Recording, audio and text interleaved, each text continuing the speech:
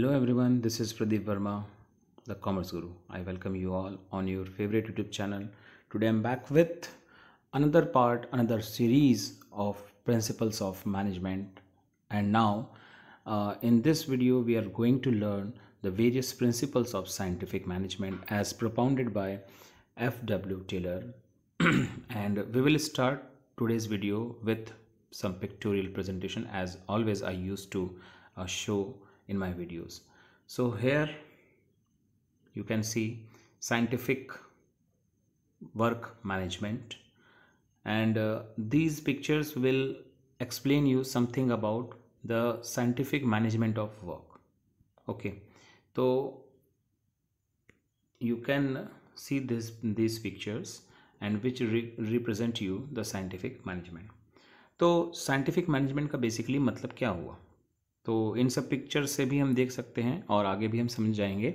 Scientific management refers to the study of work scientifically in very simple language we can say that. Okay, so now इससे पहले कि हम various principal जो F.W. Taylor ने दिए हैं, थोड़ा सा हम F.W. टेलर के बारे में भी जान लेते हैं. So first of all, the full name of Mr. F.W. Taylor is Frederick Winslow Taylor. And now something about his life journey. He was an American mechanical engineer who wanted to improve industrial efficiency by adopting scientific methods of production. So basically जो Fayol के principles थे वो administrative में efficiency लाने के लिए थे. And when we talk about F.W. Taylor, तो इनका बेसिक जो कॉन्सेप्ट था, मतलब फोकस पॉइंट था, वो इंडस्ट्रियल एफिशिएंसी लाने की तरफ था bye adopting scientific methods of production, यानी कि वर्क फोर्स की तरफ प्रोडक्शन को साइंटिफिकली करने के लिए, एफिशिएंटली करने के लिए ये ज़्यादा फोकस्ड थे. He held a degree in mechanical engineering. His lifespan ranged from 20th March 1856 to 21st March 1915. तो इनकी लाइफ बहुत ज़्यादा लॉन्ग नहीं रही है, but contribution toward the management काफ़ी ज़्यादा रहा है. Now something about his work experience. Taylor was a person who within a very short duration rose from the rank of ordinary labor to the position of a chief engineer in Midwell Steel Company. तो आप जैसा देख पा रहे हो, bracket में year लिखा हुआ है 1878 to 1884. That is only 6 years. A very short journey, career की बहुत शॉर्ट जर्नी है 6 years. तो in that particular short duration उन्होंने अपना जो कैरियर है from the labour position, ordinary labour position, you can understand कि उस पोजीशन से उठ करके chief engineer Midvale steel company में पहुंचे हैं. So basically he understand the various problems and the way of work and how the efficiency of worker can be improve, क्योंकि उन्होंने उस लेवल पे ही वर्क किया है एंड वहाँ से उठते उठते वो चीफ इंजीनियर तक पहुँचे हैं. Now the contribution of F.W. Taylor in very short toward the management. In 1903 he published a research paper titled Shop Management. तो आपको ये कुछ नाम एग्जाम पॉइंट ऑफ व्यू से याद रखने जरूरी हैं कि उनका रिसर्च पेपर का नाम क्या था, shop management. In 1911 his book Principle of Scientific Management, so it is the name of his book, created ripples in the field of management. He is famous as the father of scientific management. जैसा हम सभी जानते हैं, better name इनका यही है, father of scientific management. So now अब हम जानने की कोशिश करते हैं कि which principles are propounded by F.W. Taylor. तो here are the list. Science, not the rule of thumb. The first principle is science, not the rule of thumb. Then harmony, not discord. Then the third one, cooperation, not individualism. And the last one, the very lengthy one, by name actually, development of each and every person to his or her greatest efficiency and prosperity. So these are the 4 principles which are propounded by, given by F.W. Taylor. And 14 principles have been given by Henry Fayol, and which I have explained in 4 parts in my previous videos, so I will provide you the link of that, all the 4 parts. You definitely go to that video and watch all the principles are given by Mr. Henry Fayol in very simplest form. Okay, now let's move on to the this part of the scientific management. So again हमेशा की तरह मैं start कर रहा हूँ अपने pictorial presentation के साथ. आप देख पा रहे हो थम्स अप, है ना. Now rule, thumbs rule of thumb. Okay, so in this way you can remember the name of this principle. So this will make the easy remembrance of this principle. Now let us discuss what the principle science, not the rule of thumb, says. Okay, so this principle says that we should not get stuck in set routine with the old techniques of doing work. Rather, we should be consistently experimenting to develop new techniques. Actually इनका कहना ये है कि जिस भी technique को हम use करते आ रहे हैं काफ़ी ओल्ड टाइम से, उसी ओल्ड टेक्निक को ज़रूरी नहीं है कि हम उसके एकदम से हैबिचुअल हो जाएं और उसी को ऑलवेज़ यूज़ करें. हम लगातार कोशिश करें एक्सपेरिमेंट करने के लिए और वर्क को न्यू टेक्नोलॉजी के साथ, नए एफिशिएंसी के साथ करने के नए नए तरीके को क्रिएट करने के लिए. क्रिएटिविटी मतलब लाना है. एक ही तरह के रूल्स को फॉलो हमेशा ही करना, that is not a good idea at all, which make the work much simpler, easier and quicker. जैसे आज का ही टेक्नोलॉजिकल ज़माना है, आज जितने आसानी से हम अपने सारे काम कर पाते हैं, आज से बहुत साल पहले अगर सोचा जाए, that was not that much easy. No one knows कि इस तरह से भी काम हो सकता है. जैसे रिमोट कंट्रोल से हम फ़ैन चला रहे हैं, आज से कुछ साल पहले पॉसिबल नहीं था, बट फ़ैन भी आज रिमोट कंट्रोल से चल पा रहे हैं, है कि नहीं. सो यही कहने का मतलब है कि हम अपने किसी भी ओल्ड टेक्निक से आदी ना हो जाए, हम अपने टेक्निक्स को टाइमली अपडेट करते रहें, सो दैट कि हमारा वर्क एफिशिएंटली हो. और बेसिकली वो कैसे होगा, जब सिंपलर होगा, ईजियर होगा एंड क्विकर होगा. Okay, so this is the main theme of this principal. Now let us understand with the help of an example. Rohan is desirous of setting up a small factory to manufacture packing materials. So here we have taken an example of a person name is Rohan, and he is desirous of setting up the small industry to manufacture the packing materials. He planned to use logical approach and take every decision with fact and figure, with proper reasoning rather than relying on hit or miss method. मतलब जो पुराने methods हैं उन्हीं को apply करके करना, वो उस चीज़ को ना करके बल्कि क्या करना चाहते हैं, लॉजिकल अप्रोच अपनाते हुए हर डिसीजन को फैक्ट और फिगर के बेस पर लेना चाहते हैं. That means according to situation. He is not sticking himself on the old techniques. He is trying to create new techniques so that the work can be easily completed, है ना. सो ये है कहने का मतलब इस प्रिंसिपल में. So this is the main theme of this principal with the help of an example. And आने वाले सभी प्रिंसिपल्स पर मैंने यही कोशिश की है कि आपको मैं एक पिक्टोरियल प्रेजेंटेशन दूँ, then meaning and with the help of an example. So बने रहिए, watch till the end of this video. Definitely you will enjoy and you will learn all the concept very easily. So this is the second principle. You can see a pic. Try to understand what the pic is depicting to you. Now next one, I have taken from NCERT book this image. आप देख सकते हो कि ये आपका एक worker है, then ये आपका मैनेजमेंट की तरफ से कोई है ना, एंड आप देख पा रहे हैं बीच में हैंड शेक होते हुए क्या एक्सचेंज हो रहा है, bonus.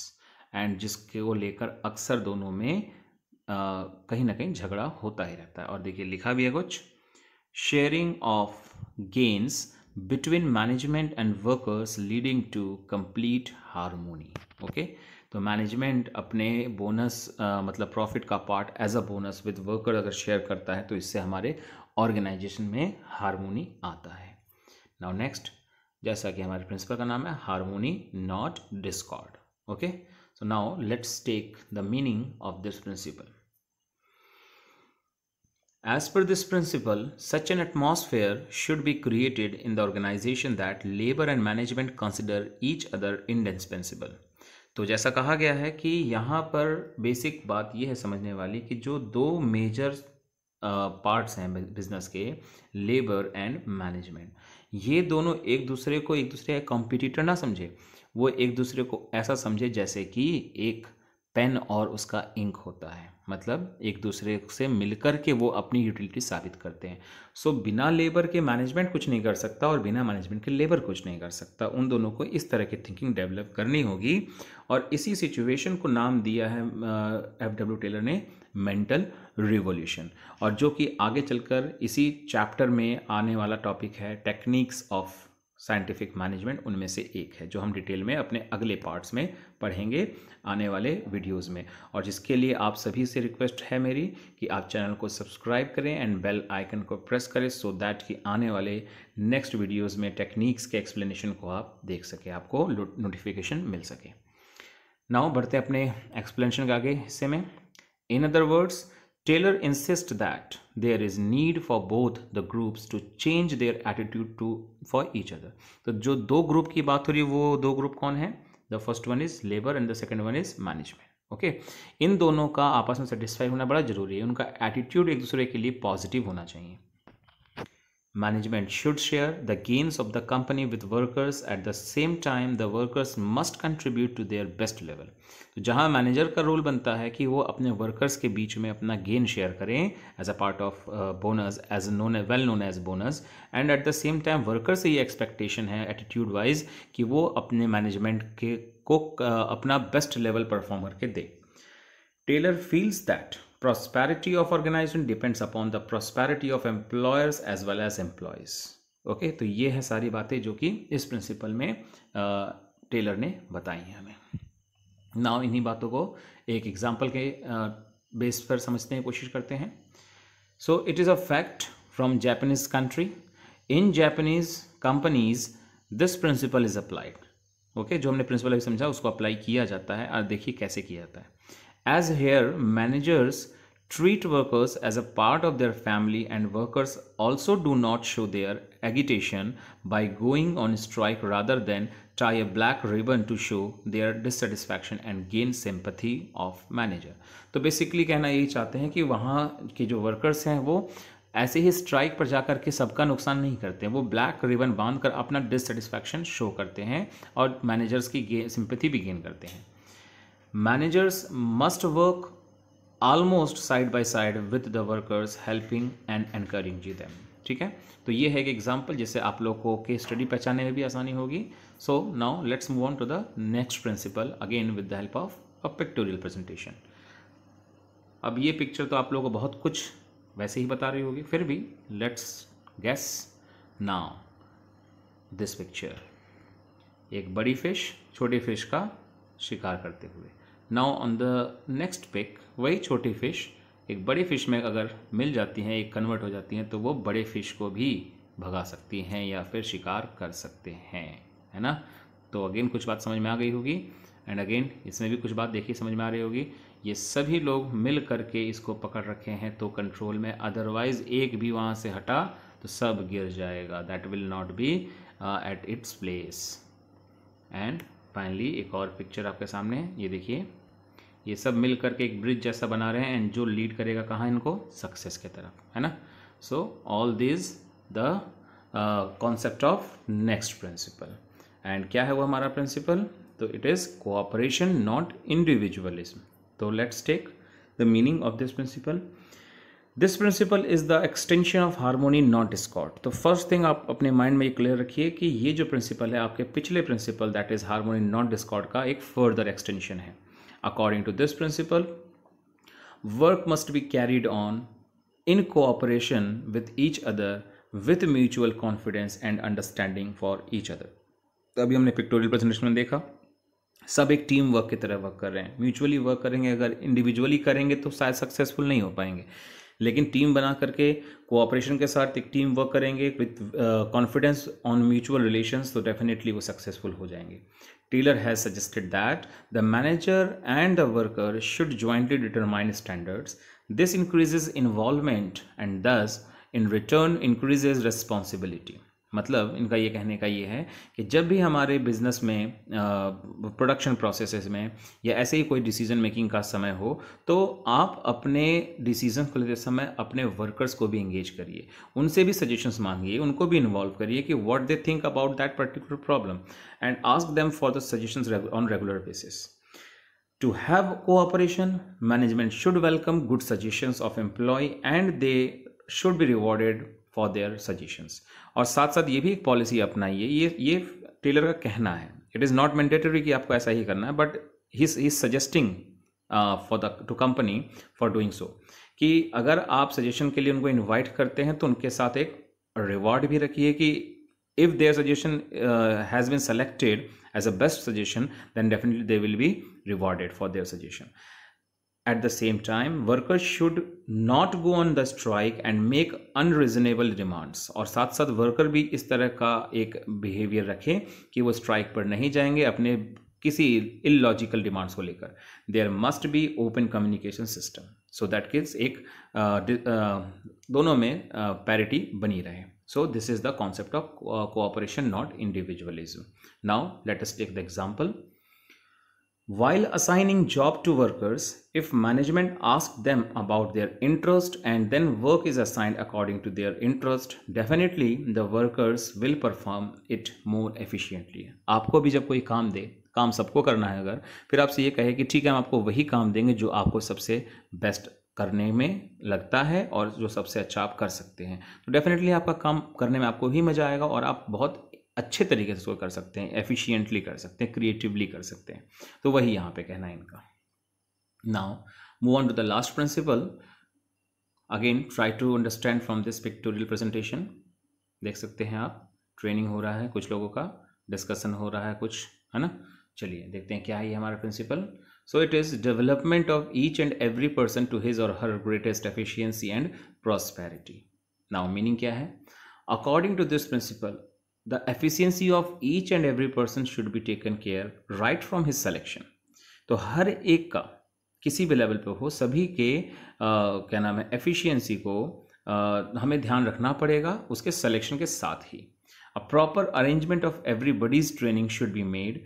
It should also be taken care that each individual should be allotted work according to his ability and interest. तो ट्रेनिंग का प्रॉपर अरेंजमेंट करना चाहिए, जो हमने पिछले पिक्टोरियल में देखा ट्रेनिंग प्रोग्राम्स चल रहे थे, चाहे वर्कशॉप कह सकते हो आप. Employees must be sent on for training from time to time to update their knowledge. तो जाहिर सी बात है हम में से सभी लोग लेटेस्ट टेक्नोलॉजी को अपडेट करने के लिए ट्रेनिंग पर प्रोसेस से या फिर वर्कशॉप से गुजरते हैं, सो दैट कि हम उसके नए नॉलेज को इनकलकेट करते हैं अपने अंदर. This will ensure greatest efficiency and prosperity for both company and the workers. Now again the example to support the explanation.